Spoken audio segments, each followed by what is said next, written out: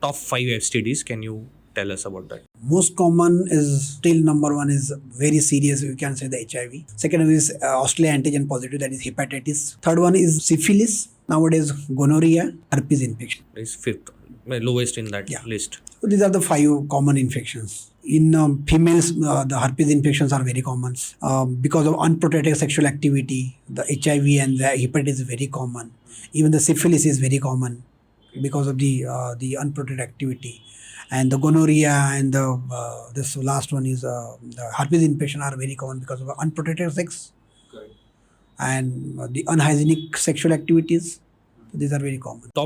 Can you quickly tell one symptom of this? How do you know that you have this? You have to go for the lab investigation, not for first two. Yeah, first two basically, because they have the long window period and you cannot find out the symptom. And are they treatable? The HIV is till now not treatable, but yes, if you get HIV, it is a communicable disease.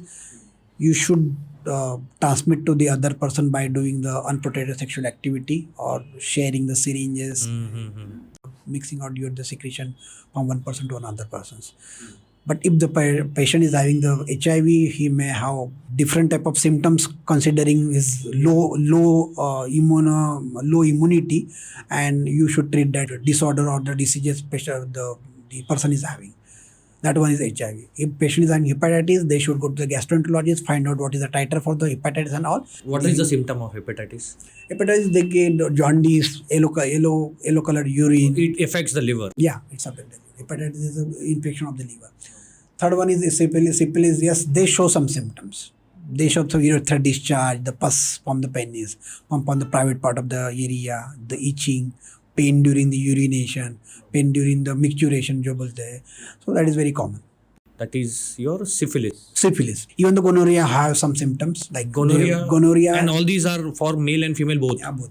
What about gonorrhea? What are the symptoms? Gonorrhea, again, they have the urethral discharge, the watery discharge, watery urine, pain during micturition, some pustule or some lesion over the genitals. They are very common in the gonorrhea. What about the last one?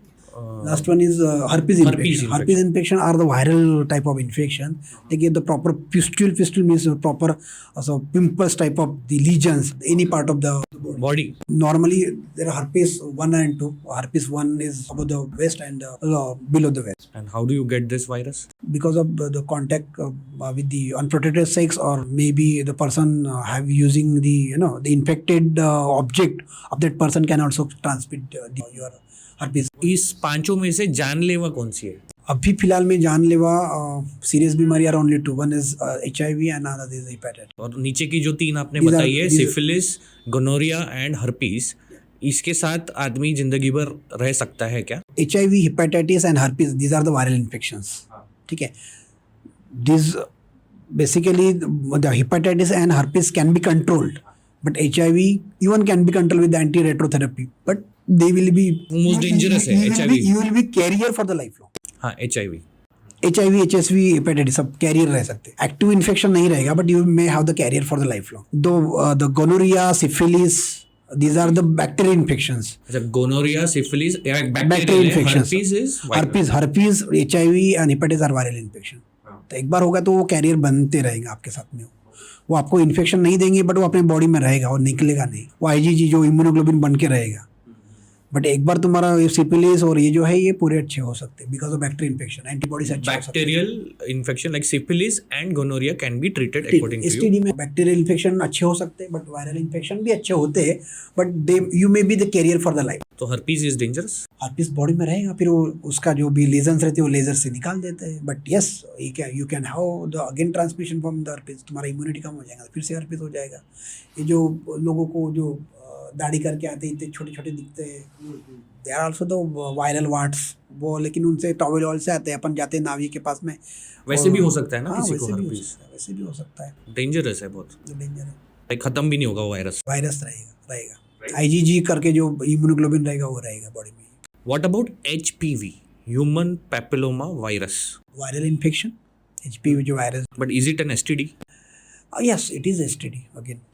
What about the black spots? I have seen people having wart, मतलब जो बोलते हैं ना मस्से रहते हैं, black spots भी होते हैं कभी कभी गले पे, गर्दन पे, इधर उधर, वो भी HPV होता है ऐसा मैंने सुना है. नहीं, वो वायरल वार्ड्स होते हैं, वो है to assess them basically. HPV एक वायरस इन्फेक्शन है. हाँ. वायरस इन्फेक्शन में जो भी लीजन्स आते हैं, उसको मैं शब्द लीजन इस्तेमाल करूँगा, जो भी लीजन्स आते हैं वो पैपिलोमा, वो एक कॉलीफ्लावर जैसे रहता है ना, गोभी टाइप के हिसाब से वो दिख पड़ता है. तो क्लॉरीफ्लावर टाइप ऑफ लीजन्स और the growth are more of the viral infection which are morely the papilloma type of viruses. The other are जो वायरसेस या अदर जो मस्से जो बहते हैं, दे आर डिस्टिंक्ट वन.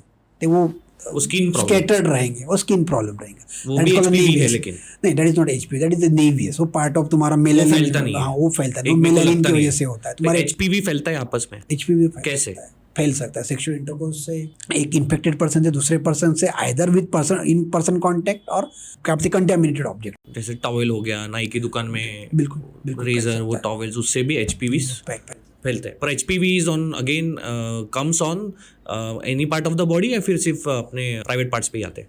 नहीं, नॉर्मली HPV वायरसेस जो है वो it is more prominent in females.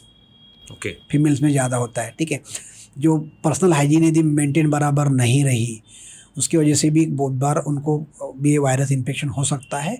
उसका डर ये है कि ये HPV वायरस जो है ये आगे में CA सर्विक्स, जो यूट्रस का नीचे का मुंह का सर्विक्स का जो कैंसर बोलते हैं, उसके तरफ ये उसका एक प्रीकर्सर है, उसके तरफ उसका एक रिस्क फैक्टर है. That reminds me to a question कि सर्वाइकल कैंसर के लिए कुछ HPV वैक्सीन आती है. वैक्सीन, हाँ, HPV वैक्सीन आती है. हाँ. उसके बारे में थोड़ा बताइए. आई थिंक मैंने उसके बारे में पढ़ा भी बहुत है, बट वो लोगों को गलत फहमी है कि वो कभी भी ले लो तो चलता है. बट आई हर्ड दैट वो पहले ही लेना चाहिए. नहीं, पहले लेना चाहिए. जो नॉर्मली एडोलेसेंट गर्ल्स में भी शुरू हुआ है, HPV वैक्सीन जो है वो गायनेकोलॉजिस्ट के पास जाना चाहिए एडोलेसेंट गर्ल ने. और what do you mean by adolescent? 13 to 19 म्हणजे बिफोर द सेक्सुअल एक्टिविटी, जो उनका एज रहता है उसके पहले. HPV या फिर सर्वाइकल कैंसर के लिए जो वैक्सीन्स निकली है वो कहाँ असर करती है? क्योंकि हमने डॉक्टर से पूछा था, वो उन्होंने बताया कि अभी कुछ लेकर फ़ायदा नहीं, वो पहले लेना चाहिए. तो कब लेना चाहिए? देखो, अभी कैसा है कि HPV वैक्सीन एक वायरस इन्फेक्शन है.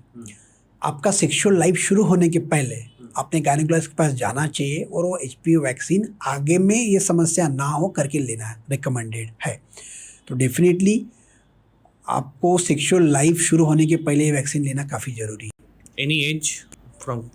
Normally sexual life after marriage शुरू होती है तो 18 to 20 है. आजकल सेक्सुअल लाइफ थोड़ा जल्दी भी शुरू हो रहा है 18 to 20 में, तो बिफोर 18 रिकमेंड करते हैं लोग कि HPV वैक्सीन लेना ज़रूरी है.